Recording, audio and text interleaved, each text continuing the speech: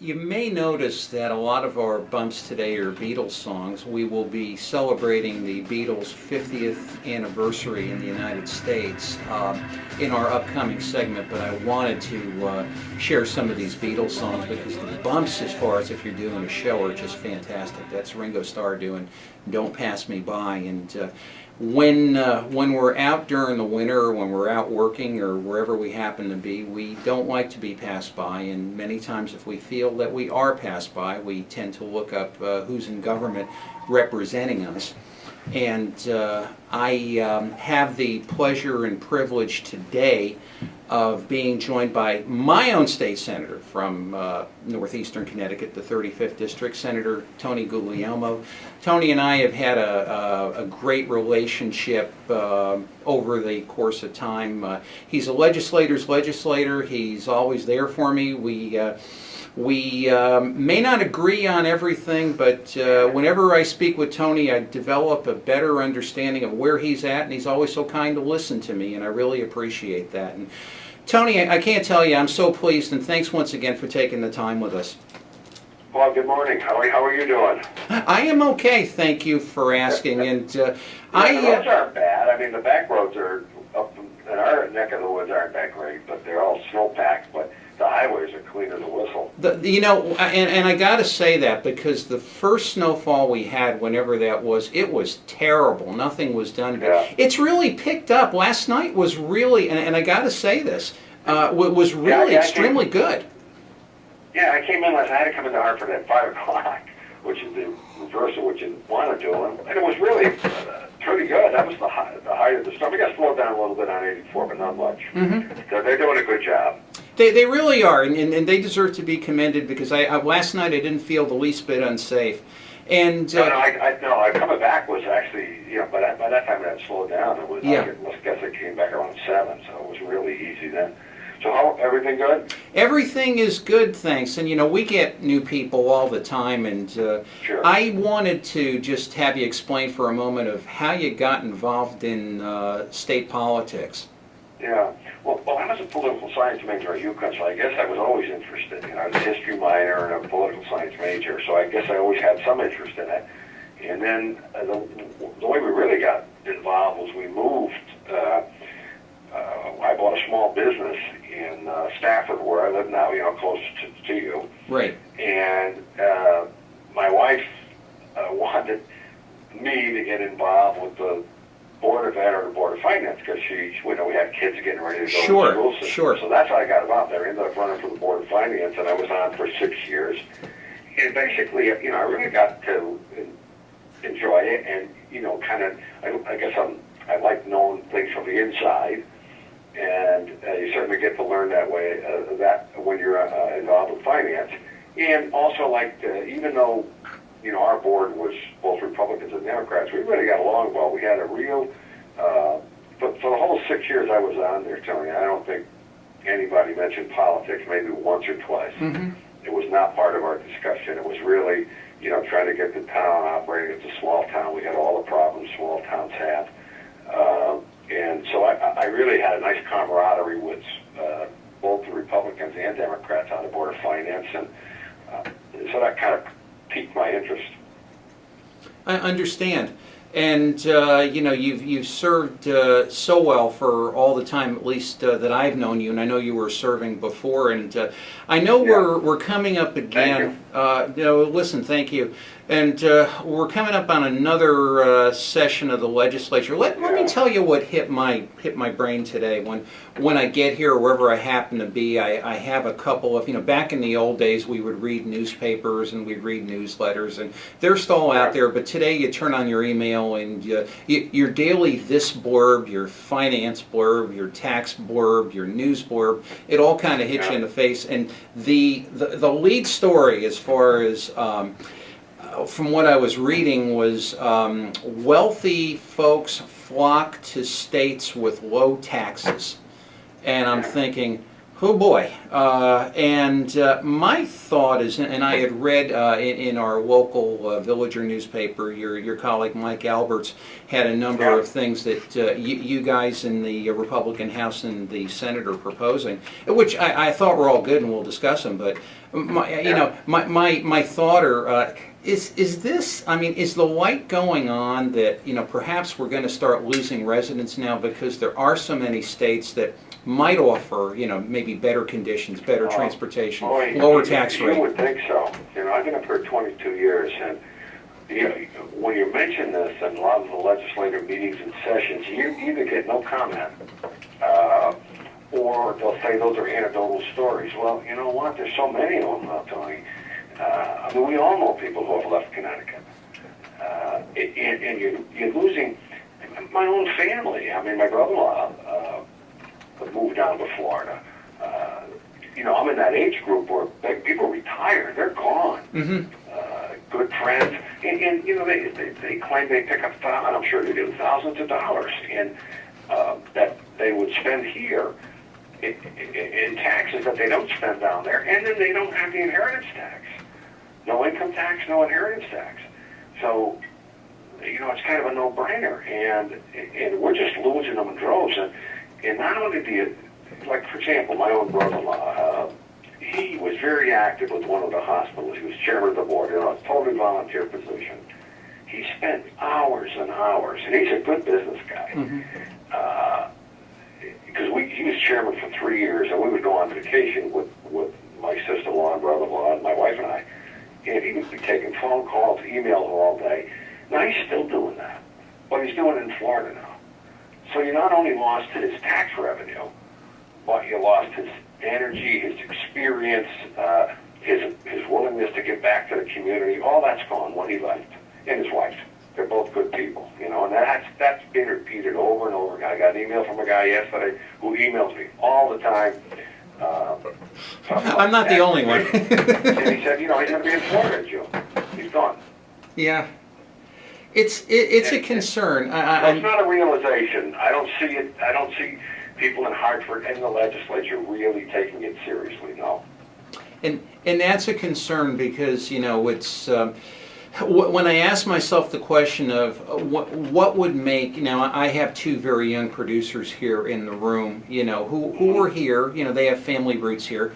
I would assume they stay, but yet when I was reading an article, and believe me, I'm not, I should read a whole lot more, but I was reading something in Forbes magazine about Brooklyn, New York, which when I was their age, as I tell them, this was like the worst place on the planet. You don't go there, whatever you do. Go during the daylight, drive very quickly. Now it is, quote unquote, the place to be.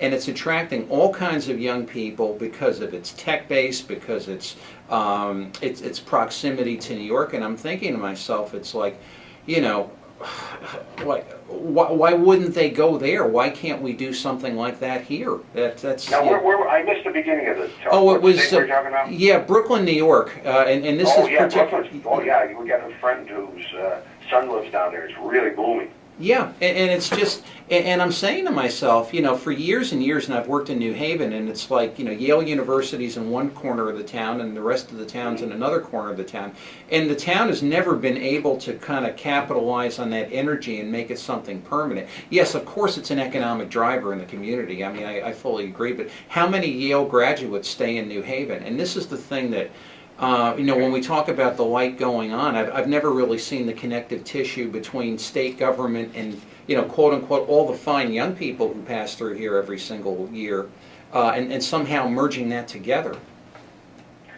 No, basically, I think what I discovered, and probably you and most of the people listening know, is that we don't have any plan at all. We react to problems. We don't plan anything. You just look at recent legislation. We had the big accident about 4 or 5 years ago on Avon Mountain up in the Hartford area. Then we were in all kinds of transportation safety. Then you had the situation in Cheshire, and then we were into crime and crime prevention. So we kind of driven by headlines, and so there's no plan. And that I read that same Forbes magazine article like you did. I think it's the one you're referring to, where they singled out Connecticut as a state that was in the catbird seat 20 years ago, 30 years ago, and has now fallen to the bottom on just about everything. Places to retire, places to do businesses. We're down the bottom of all those. We're on the top of the most taxed citizens and on top of the most indebted citizens. I mean, it's just not a good place to be. And that's really the quote unquote the concern I have, which brings me to the proposals that you guys in the Republican bench are proposing. And I read some of them, but since you're a lot closer to this than I might be, why don't you tell me some of the things that you'll be advancing in this session? Well, we're going to try to get, first of all, some things that have worked. In other words, this Small Business Express. I think that's something that appears to be working. That's so if you've got small business folks who are out there listening, they should call the state representative or the Department of Economic Development or even me. And there are programs for small businesses, assistance programs. And I've never been big on corporate welfare to the big guys, because I think they're international corporations and they just too flexible. They pick up and move whenever they feel like, expires. But small businesses, like the two guys you have in the room, they got family ties to the area. Just like me, I have my daughter runs our business now. We're not going anywhere because this is where we live, and this is where we want to live. So the Small Business Express has worked. The governor did come together with Republican leadership, and we put that together, and it's a viable program. So I think we want to make sure that keeps going. And then you just have to, some of the things I'd love to see the property tax exemption back in there for $500. Something to do with, these are small steps, but some kind of tax exemptions on prescription drugs and on clothing and footwear, and of course some of the big things. I mean, our gas tax is deplorable. Anywhere you go, they're 20, 30 cents a gallon less than Connecticut, even Massachusetts. And that's a backbreaker for working people. Oh, sure. Oh, sure. I mean, you can't afford a new car, so you're driving an older car. So what's the problem with older cars? They're gas guzzlers. Right. So you put people on this treadmill, and they can't get out. It's so we've got to do something about that. We haven't been willing to address that. We had a little before. July 1st, there was the latest tax increase on gas tax was coming in, and we did a little petition drive to try to stop it. I stood in front of the gas station in Tolland with a bunch of other people. We took petitions, we gave them to the governor's office, but nothing happened. They rolled in the new increase on gas tax. So and we're the highest in the nation. And so I think if you could lower and roll back any of that, sales tax, gas tax, that will all help people. Well, I'll tell you, and I mean, from where I sit, and this is one of those, how could I put it, sort of after the fact, think about aggravations, and the business entity tax. Yeah. Me, I have two LLCs, and one which is functioning, the other which is more or less of a, and it's just, believe me, I'm not buying up 3 blocks in New Haven, and it's like, that's $500 that I could use on a, some people really aren't even in business. I mean, they set up, like there was an older woman in our area. In fact, I believe she's in Woodstock. She owns 3 pieces of land. In an LLC. LLC with partnerships with her 3 sons. Right. So they just do that as a protection from lawsuit, and they pay $750. $250 a piece. She doesn't make a profit. She doesn't intend to make a profit. Mm-hmm. So it makes no sense, and it's just a fee they're charging. There's no benefit to anybody from that fee. I mean, it just goes into the general fund, and it's a real a stone in the shoe for a lot of small business people. And that's it's expensive and it's annoying. That's a good way of describing it. And you know, you'd mentioned the inheritance tax and the estate tax, Yeah. and you know, the article I was reading as far as states, you know, like Texas or like Florida, where there is no inheritance tax, and you know, you see people leaving because of that, and I. You know, for the want of a, you know, whatever, a $40,000-$50,000 tax payment, and when somebody leaves at 65 or 70, this is kind of the critical thinking that I wish, I know you see it, but I wish a lot of your colleagues would, and it's that, think of all the income taxes that person would pay if they were to remain here, and thinking, oh, I'm not paying an estate tax, this is great. You know, and it's a win-win for the state and for the people that don't have to uproot and move. But, you know, and you don't need a ton of money necessarily to pay an inheritance tax. And not only that, but, you know, we've seen that exemption as low as $1 million, which can be a house and an insurance policy. No, that's right. That's right. And basically, our competitors in other states aren't doing this. So, you know, not only is the climate better in Florida, especially especially now. but you know, in fact, this fellow that I got the email from yesterday, you know, said he was moving to Florida in June, and I emailed him back. I said, I know the weather's not the only reason. And he said, no, of course not. You know, it's about taxes. It's about the inheritance tax, the lack of income tax down there. I mean, he basically has, and it's not just the high-end people either, Tony. You know, we have a guy in our little town who I coached youth sports with over the years. He was a real good athlete as a young guy, and he was a maintenance guy for the local schools. And he's got grandchildren in the area, but he's in the process of moving. He just retired because the property taxes. He said to me, "You know my little house?" And I said, "Yeah." So I pay $6,000 a year in property tax on that little house. So I go to South Carolina and I pay $600. He says, you know, for a guy like me with a small retirement, that's a big deal. So you're losing all kinds of people, not just the high end like some people think. It's really unfortunate. And listen, thank you for saying that, and thank you for sharing it. In our last, really our last moments together, we're coming up on an election year. I'm not going to ask you who you support for governor. I realize there's a number of viable candidates going forward, but what do you want to see in the next governor in this state? Well, I think we really have to. It's like an 800-pound gorilla. I mean, it's sitting right there in front of us. Yeah. We do not have a sustainable budget. We do not have a plan. There's gimmicks galore. I want somebody who will be honest and transparent and straightforward with the people and say, hey, look, we got a lot of problems. We've got to address these problems, and that you work together with both sides of the aisle, the way we did years ago when I was on the Board of Finance. Our attitude was what was best for the town, not what was best for the next election. And that's what it's got to be here. I mean, because we do have problems, statewide and nationally. And if we don't start to address them, this current budget surplus is an illusion.